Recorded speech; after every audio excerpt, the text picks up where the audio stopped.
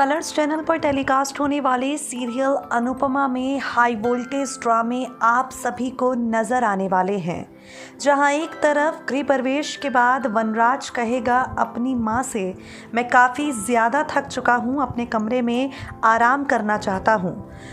अनुपमा को छोड़ के वनराज अपने कमरे में चला जाएगा, जहां पर रूम का दरवाज़ा खोलते ही उसे दिखाई देगी काव्या। काव्या वनराज से कहेगी, तुमने मुझे धोखा कैसे दे दिया वीर। वनराज कहेगा काव्या से, इस कमरे से बाहर जाओ, कोई तुम्हें देख लेगा। इसके बाद काव्या का तांडव शुरू हो जाएगा। पूरे कमरे की सजावट को, फूलों को बिखेरना काव्या शुरू कर देगी, चिल्लाने लगेगी, रोने लगेगी। वनराज ने किस तरह उसका दिल तोड़ा है, ये बात काव्या बताने लगेगी। इसके बाद वनराज काव्या से माफ़ी मांगेगा, काव्या को अपनी मजबूरी बताएगा।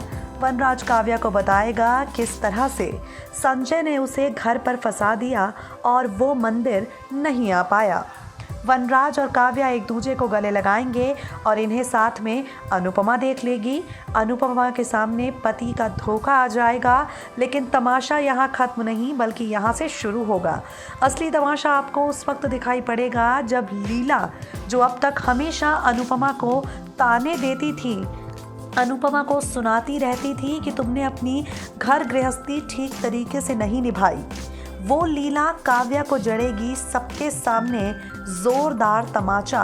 जी हाँ, बिल्कुल ठीक सुना आपने। बा मारेगी काव्या के गाल पर जोरदार तमाचा, काव्या को सुनाएगी खरी खोटी और कहेगी कि एक औरत होकर तुमने एक औरत का घर तोड़ा है, तुमने अनुपमा के विश्वास को तोड़ा है। अनुपमा तो वनराज के धोखे के बाद बेहोश होगी, लेकिन घर में असली तमाशा होगा जब पूरा परिवार वनराज और काव्या से नफरत करने लगेगा। लीला का ये अवतार देखकर वनराज के होश उड़ जाएंगे और काव्या को अपने किए पर पछतावा होगा। नेक्स्ट 9 टीवी न्यूज़ की रिपोर्ट।